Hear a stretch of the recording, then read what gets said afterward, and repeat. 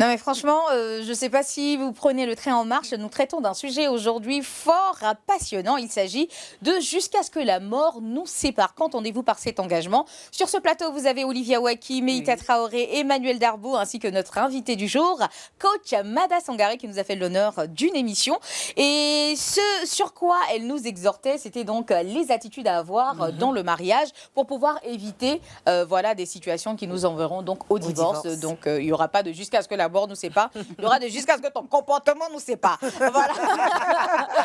Là, c'est très bien dit. Non, mais Pourquoi ton pas mot? Pourquoi ton jusqu'à pas ce que nos comportements nous séparent.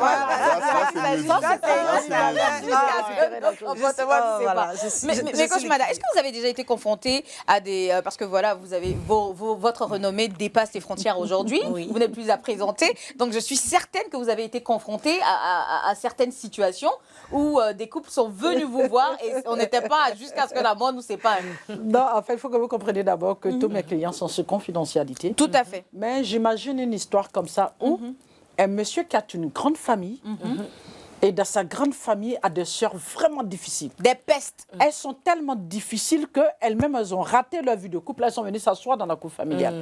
Et il part marier une jeune fille, voilà, qui vit vraiment modestement avec sa famille, où vraiment c'est une famille qui se respecte. Vous voyez, elle n'est pas habituée à cette grande famille où il y a trop de bruit. Mais le problème qui se pose, où j'ai dit qu'il faut que vous communiquiez avant de vous marier. Il a dit effectivement, je suis famille, j'aime mes parents, mais il a oublié de dire à son épouse que j'ai des pestes à la maison qui sont mes grandes sœurs. Et en plus de cela, il dit à la dame, bon, comme je suis en train de construire en ce moment, j'ai ma maison en grande famille. Quand on fait le mariage, on va là-bas et quelques mois après, on part. On déménagera. On déménage. Et il n'a pas compris que le temps est le nom de Dieu. Et après le mariage, il a eu des soucis, la maison n'est pas finito. Donc, ils doivent passer un moment à la maison. Et ses sœurs commencent à polluer l'air à son épouse. Et la petite qui n'est pas préparée à ce genre de situation, d'abord vivre en grande famille et vivre avec des personnes aussi difficiles, du coup, se retrouve dans une situation où, sans s'en rendre compte, elle devient une rebelle. Elle ne devient pas une rebelle parce qu'elle est mal polie. Elle devient une rebelle parce qu'elle a l'impression qu'elle est oppressée. Aucun humain ne supporte qu'on l'oppresse. Donc, elle se met un bouclier. On trouve qu'elle est impolie, elle n'est pas ceci, elle n'est pas cela. Et on monte son mari contre elle qui demande le divorce. Bon, ce genre de personnes, quand ils arrivent, il faut ouvrir les yeux sur le fait que il y a leur part de responsabilité. Parce que la part de responsabilité de ce monsieur devait comprendre qu'il n'a pas une famille vraiment bien pour venir déposer voilà, une épouse. Et que quand on marie une femme, on marie pour soi. On ne marie pas une femme pour sa famille. D'accord? Voilà. Voici des choses, par exemple, que l'homme doit venir pour découvrir. Sa part de responsabilité a été jusqu'à où? Et que cette fille aussi devait pouvoir poser la question, monsieur, tu veux qu'on parte en grande famille? Ta famille vit comment? Comment est-ce que ta famille fonctionne? Et se renseigner sur cette famille. Et de comprendre que c'est une famille qui a un comportement difficile. Juste à ce qu'elle dise, ben, je me suis renseignée sur le comportement de tes soeurs, de tes parents. Apparemment, vous êtes une famille difficile. Et ça va être compliqué pour moi, vu l'éducation que j'ai reçue. Je ne peux pas vivre dans cette famille. C'est ça la course au mariage. C'est ça. C'est-à-dire vouloir forcément rentrer dans une vie de couple sans se renseigner, sans comprendre qui est cette personne, quelle éducation cette personne a reçue et dans quelle famille je pars. C'est là où le problème est en fait. Et quand vous allez devant l'hôtel et que vous dites que jusqu'à ce que la mort nous sépare, sans avoir toutes ces informations, ben ce n'est pas la mort qui va vous séparer. C'est le comportement. Voilà. C'est le comportement. Moi, j'expose un cas rapidement. Justement. Où tu es marié légalement et ton mari quitte le foyer. Pas... pour cause de dispute, à un moment, il se dit, bon, moi, je voyage, je vais à l'étranger. Et vous êtes mariés légalement ici, dans le pays, en Côte d'Ivoire, on prend le cas où on est ici. Et le mari part 10 ans, 15 ans, 17 ans, 20 ans, et il revient après retrouver sa famille comme si de rien n'était. Et pendant ces 10 ans, il disparaît un peu. C'est-à-dire que 3 ans, il n'est pas là, 1 an, il réapparaît, 5 ans, il n'est pas là, 2 ans, il réapparaît. Et quand il revient, on demande à la dame de ne pas demander le divorce, de rester dans ce foyer parce que, justement, on a signé devant l'hôtel jusqu'à ce que la mort nous sépare. Un foyer comme ça, est-ce qu'il tient? Est-ce que... Ça dépend de la conception que chacun apporte dans ce foyer. Cette dame pense quoi du mariage? Et quand elle venait se marier, sa vision, c'était quoi? Il y a 5 ignorances qui tuent les humains dans leur vie de couple. Elle-même, elle ne sait pas qui elle est. Elle ne sait pas qui elle va se marier. Celui qui vient la marier, c'est même pas qui lui il est. Il ne sait pas qui il vient se marier. Ça fait 4 ignorances. Et souvent, les deux ne savent même pas pourquoi ils se sont mariés. C'est ce cas-là. Quand on ne sait pas pourquoi on s'est marié, on pense qu'on peut se jeter quand on veut, on peut se prendre quand on veut. Et toi, tu dois attendre. Toi, tu n'as pas de droit.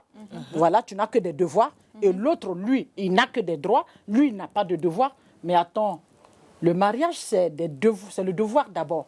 Et puis les droits arrivent. C'est en entreprise, on demande ses droits avant d'y entrer. Mais le mariage, c'est le devoir d'abord. Et puis les droits viennent après. Parce que si chacun ne fait pas sa part, les droits ne vont pas s'arrêter tout de suite. Voici ce monsieur qui pense qu'il peut disparaître quand il veut, comme il veut, partir et revenir quand il veut. Et à cette femme à qui on a appris dans sa famille que où ton mari te dépose là, c'est là que tu t'assois et tu attends jusqu'à ce que tu veux. Mais elle-même, son ressentiment, c'est quoi? Ça dit, là, ce n'est plus elle. Elle fait le mariage selon les autres, selon les gens, selon sa famille, selon les on-dit. C'est ça qu'il ne faut plus. Là, ce n'est pas un mariage. Parce que le mariage, ce sont les deux partenaires. Ce n'est pas ce que les gens pensent et ce que les gens décident à côté. Chaud. Voilà. D'accord. Et moi, vu qu'on parle de toujours jusqu'à ce que la mort nous sépare, il y a une vidéo qui m'a vraiment touchée et j'espère pouvoir vivre ce genre de situation-là. Au fait, c'était un monsieur qui avait un bouquet de roses à la main. Ça devait être un quinquagénaire ou nonantenaire carrément. Il doit avoir 80, 90 ans et tout ça. Il était vieux, il peinait même à marcher au fait. Il avait un bouquet de roses en main et des pâtisseries. Il venait de la boulangerie et sa femme l'attendait à quelques mètres de là, dans une chaise roulante, et elle avait les yeux pleins d'amour pour son homme. Mais t'es blanc, non? Non, ils sont blancs. Mais t'as pas nous déposer ici. Pourquoi? Non. Franchement. En fait, c'est ce que les Africains doivent commencer à inculquer. Non. En fait, quand je le dis, c'est juste pour marrer, mais c'est possible qu'un Africain puisse avoir ce genre de comportement. C'est clair. C'est une question d'attitude et d'autodiscipline. Tes parents ne peuvent pas t'apprendre ça, c'est normal, c'est les générations là-bas. Mais toi qui es à l'école, quand je regarde Emmanuel, voilà, avec sa carrure, son niveau intellectuel, sa manière d'être, c'est pas ce qu'il ne peut pas faire avec son épouse. C'est une question de volonté. Tout à fait. D'accord? Voilà. C'est pas des roses, il ne peut pas offrir à son épouse. Non, mais moi, franchement, j'ai apprécié. Des croissants à 80 ans. Emmanuel, tu es d'accord avec moi? Pour moi, mais c'est tant normal. qu'elle ne suit pas ta mère, tu vas jusqu'à 80 ans, tu peux envoyer des croissants et des trucs. Voilà, donc ça m'a vraiment touchée. Et des images comme ça, on en voit des tonnes. Il y a une autre vidéo où le monsieur et la dame étaient assis. Je pense que tout le monde a pu voir ça. Ça avait des millions de vues, 3 millions environ, où ils expliquaient qu'ils ne se sont jamais disputés. C'est ça. Monsieur et madame, ils ne se sont jamais disputés. Parce que elle dit en près de 50, 60 ans de vie de couple, ils ne se sont jamais disputés. Ils s'aiment comme au premier jour. Il lui arrive, elle, de continuer à être jalouse. Lui aussi a continué à être jaloux. Mais pourquoi? Et la journaliste qui était estomaquée, elle lui a juste demandé, mais comment vous avez fait? Elle lui a dit, juste parce que je le connais et il me connaît. Je ne m'énerve pas quand il est énervé. Il ne s'énervait pas. Nous communiquons quand il faut. C'est là la communication active. Ah, vous avez vu dans cette une vidéo vidéo, également, voilà. Elle n'a pas dit que c'est pas parce qu'il n'y avait pas de problème. Non, c'est pas mais parce ils qu'il y avait savaient pas de s'asseoir problème. pour résoudre les Pour problèmes. résoudre leurs problèmes. C'était une question d'éducation. D'éducation. Ouais. C'est ça. C'est la communication. Ouais. La Voilà. clé, c'est la communication. C'est ça. Et elle n'est pas sûre de pouvoir vivre après lui, au fait. Parce qu'ils font tout. Il lui tire encore la chaise quand il s'asseye. Ils mangent encore à table ensemble. Ils parlent le projet de vie. Eux, c'est la mort qui va les séparer. Voilà, c'est la mort qui va les séparer. Il y a des couples africains comme ça. Voilà, juste parce qu'ils se sont que j'ai vu moi-même. autodisciplinés. C'était une tante et son mari. Les deux s'aimaient tellement. Le jour, le mari n'avait pas la popote. Comme ils étaient dans une cour commune, elle mettait une marmite au feu juste avec de l'eau. L'eau devait bouillir pour ne pas que les gens sachent que son mari n'a pas eu de l'argent aujourd'hui. Et quand il est tombé malade, quand tu arrives, tu trouves ma tante en train de chanter pour son mari. Wow. Parce qu'il ne pouvait plus parler. Donc quand elle chante, il bouge. Et puis il avait la salive qui descendait, elle nettoie. Mais elle le berçait comme un bébé. Quand elle finit de le laver, elle le berce comme un bébé, ça existe. Parce qu'à cette femme, on a appris qu'on doit aimer les personnes qu'on choisit, on doit respecter les personnes qu'on choisit. Wow. Elle a compris son engagement. Donc, elle est allée jusqu'au bout parce que tout simplement, le monsieur lui a rendu cela quand il allait très bien. Voilà. Bon, jusqu'à ce que nos comportements nous séparent. C'est de ça qu'il s'agit, au fait. Et voilà, parce que les comportements peuvent nous séparer, mais peuvent également nous unir. Et c'est sur ça que je veux qu'on reste. C'est sur cette note positive-là que je veux qu'on reste jusqu'à ce que la mort nous sépare. Ce n'est pas quelque chose d'impossible. Bien au contraire, le mariage a été institué pour cela. Parce que c'est deux personnes qui s'aiment, c'est deux familles qui s'unissent et c'est deux êtres qui ont décidé de se choisir et de faire cette formidable aventure qu'est le mariage. Comme Coach Mada l'a dit, c'est des devoirs qu'on a l'un envers l'autre. Et vous allez voir que si chacun joue correctement son devoir, les droits vont venir naturellement. Ouais. Toi, Merci, l'homme, tu sais que tu dois bien t'occuper de ta femme. Et toi, la femme, tu dois connaître ta place. Tu es soumise et tu t'occupes bien de ton homme. Comment est-ce que les droits vont pas s'infiltrer dedans aussi naturellement que ça? En tout cas, merci d'avoir suivi cette émission. On en a appris des tonnes aujourd'hui. Merci Coach Mada, grâce à vous. Quant à vous, vous restez connectés, chers téléspectateurs, parce que c'est l'heure de Olivia Waki, la météo des prix. Et on démarre juste avec ça maintenant.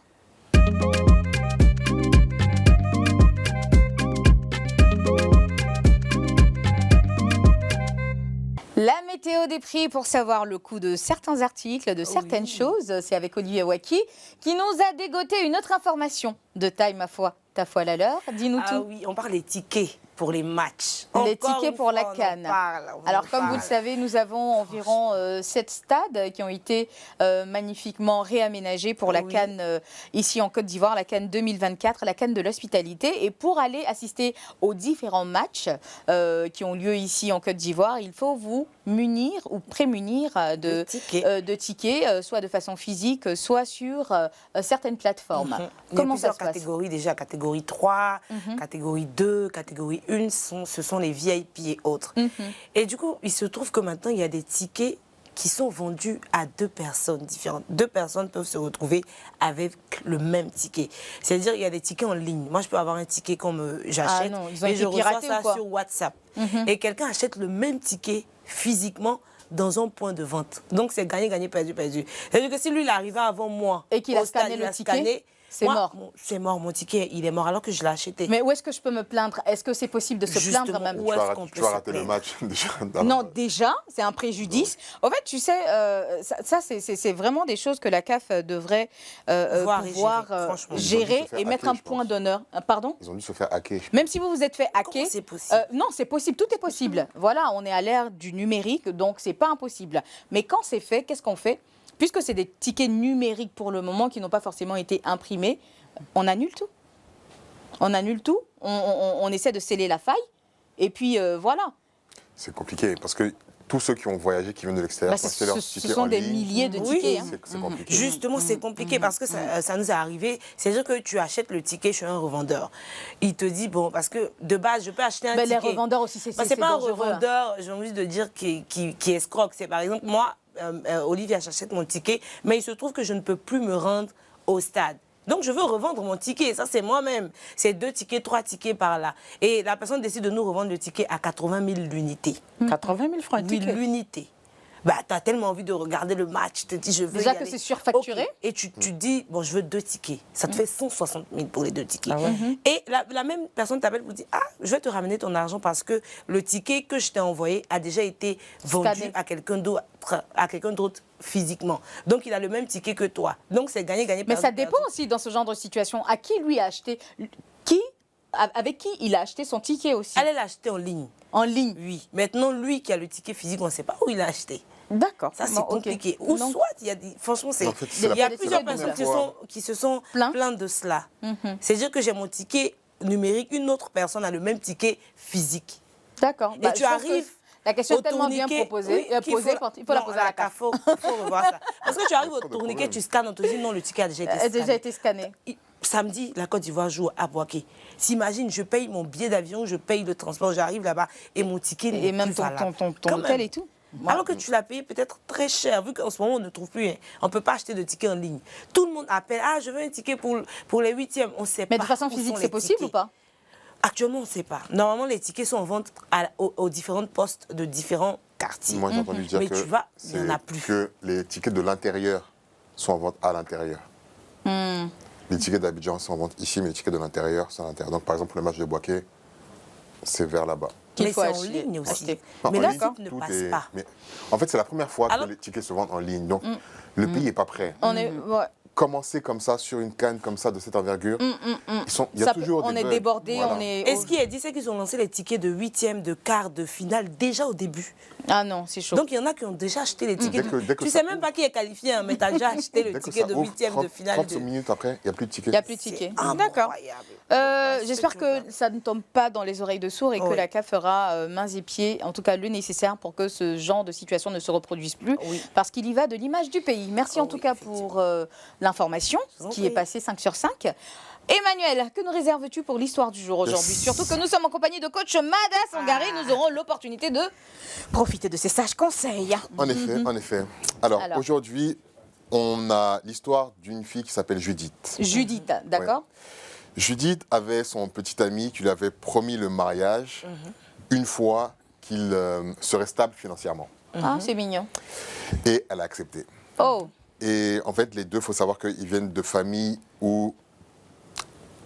assez religieuses, où on n'a pas d'enfants hors mariage. ah, d'accord. Et le temps que lui soit stable financièrement, ça a pris un peu de temps, ça a pris au moins 4 ans.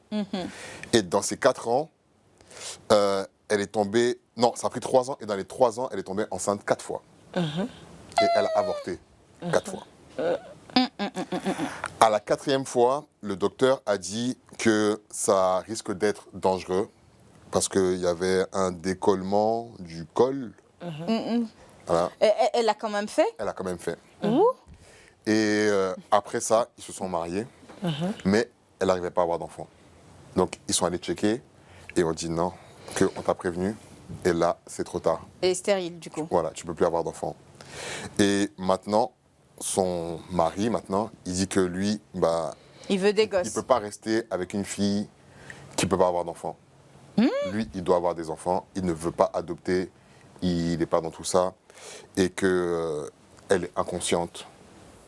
C'est lui qui lui sort ça. Ouais, il dit qu'elle est inconsciente, parce qu'il a dit qu'il ne D'accord. veut pas d'enfant, mais à chaque fois, elle tombe enceinte. Et elle a dit qu'elle a fait ça par amour, et elle l'aime vraiment, donc là, lui, il ne veut plus d'elle. Mais... Elle veut divorcer. Ça, c'est jusqu'à ce Il que veut la divorcer. grossesse Lui, nous il veut sépare. divorcer. Elle ne veut pas. Mais D'accord. Coach Mada, je vais regarder ce qu'elle pense. Avant que Coach Mala ne parle, moi, j'ai une Ce serait question. bien. Oui, dis. Il savait quand elle partait avorter. Elle lui disait, il était au courant des grossesses. Oui, il était au Il a courant. donné son accord pour qu'elle puisse avorter. mais lui, il dit qu'il ne veut pas d'enfant. C'est lui qui dit qu'il ne veut pas d'enfant. Et il lui disait, tu es enceinte, tu t'en Et vas maintenant, avorter. il a marié, il dit qu'il veut divorcer parce qu'elle ne fait pas enfant. Ah oui. Oh. Ah, d'accord. Ok, on... Coach Mala, faut Coach Mada, Coach aujourd'hui on a Mada, laissé faut dans ta parler. main cette dosée. C'est Le fort. divorce avant la mort. Ben, effectivement, je vais choquer peut-être les téléspectateurs, mais il faut qu'ils comprennent bien où je veux en venir. Il a carrément dit, elle est inconsciente. Effectivement, c'est une inconscience démesurée. Il a dit, nous sommes des familles religieuses. Nous ne sommes pas censés faire un enfant avant le mariage. Ce qui veut dire qu'on ne doit pas faire le sexe avant le mariage. Mais dans le moment où un homme te dit, je suis d'une famille religieuse, je ne suis pas censé faire un enfant, qu'est-ce qui donne l'enfant? C'est les C'est cracra là. boum boum. Donc moi, je ne le fais pas avec toi. C'est de ça qu'on appelle la responsabilité. C'est pourquoi les femmes doivent avoir confiance en elles. Il a été très clair. Hein. Je ne fais pas de bébé avant le mariage. Et toi, tu as compris cela, tu t'amuses. Et tu n'as pas compris que tu ne devais pas faire ça avant le mariage. Surtout que tu es d'une famille religieuse. C'est que tes parents ont appris. Qu'est-ce que tu en fais? Tu vas à l'église ou tu vas à la mosquée. Ce qu'on t'a appris. On ne fait ça qu'après le mariage. Toi, qu'est-ce que tu en fais? Et parce qu'il y a des enfants qu'on éduque, tu les mets dans marmite, ils vont tomber dans caniveau. Ça dit, tu leur donnes l'éducation, ça ne passe pas du tout. Ça ne rentre pas, ça sort comme ça. Sous un prétexte d'un certain amour. D'accord. Maintenant que tu as pris les grossesses, il a été clair. Je ne veux pas d'enfant. Selon ma situation familiale et ma religion. Maintenant, quand tu prends les grossesses, qu'est-ce qu'il dit? Va avorter. Mais est-ce qu'il a attaché pour l'amener là-bas? Elle aurait pu dire, je n'avorte pas. Elle a continué dans ça. Aujourd'hui, elle ne peut pas faire d'enfant. Il lui dit, tu es irresponsable. Moi, je ne veux pas une femme qui ne fait pas de bébé. Oui, on se marie pour faire des bébés. Et aujourd'hui, cet homme dira à cette femme, je ne veux plus de toi.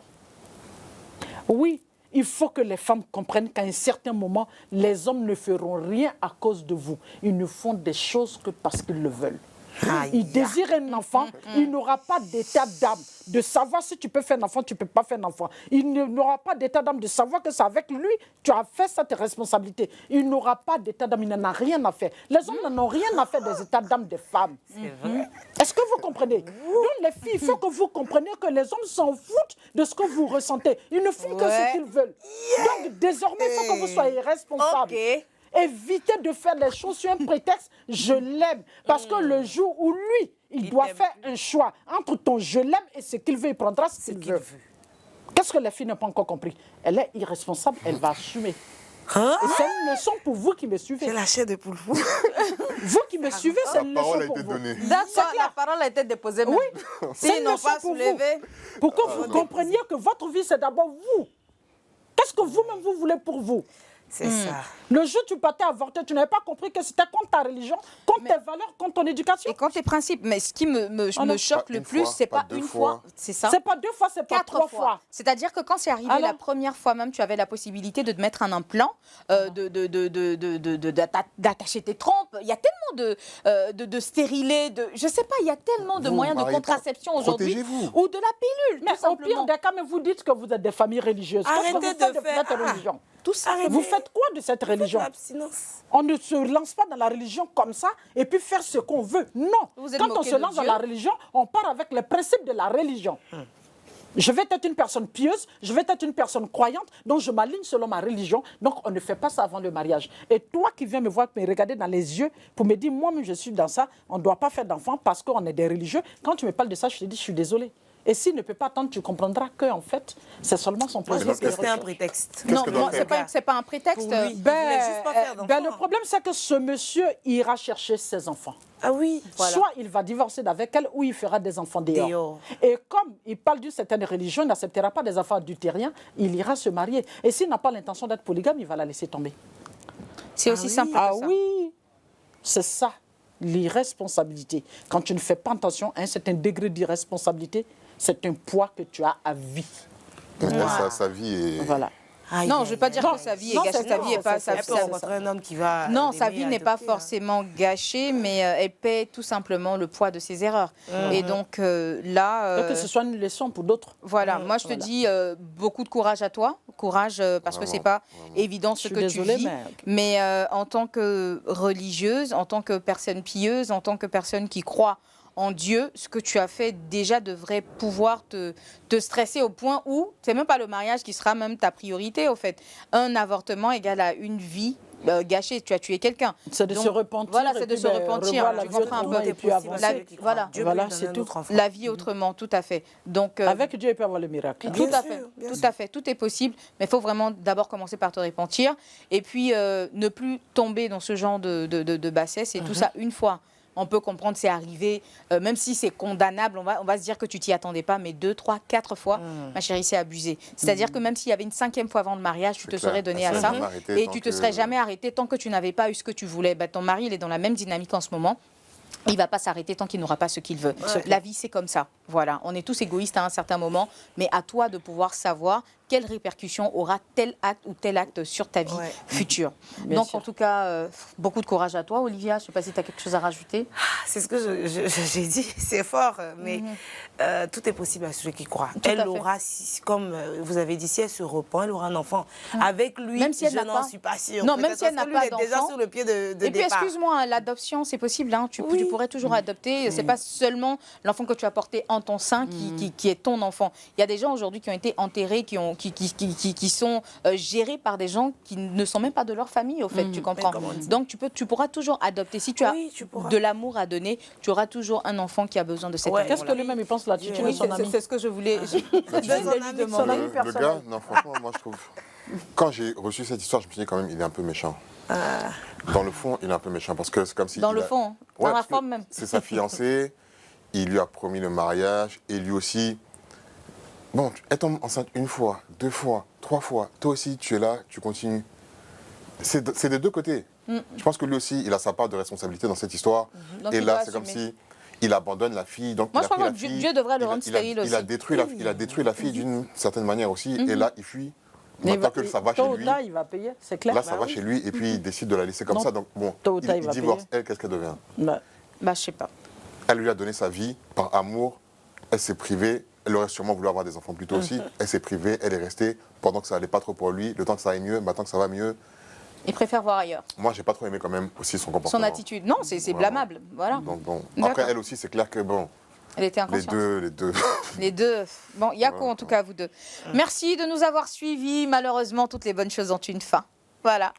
Ce fut un bonheur de partager ces 1h15 en votre compagnie.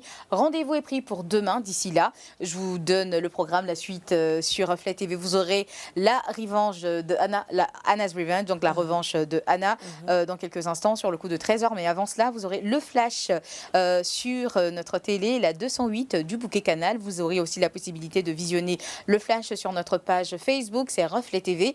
Ou si le cœur vous en dit, connectez-vous à la TV d'Orange ou la TV de MTN.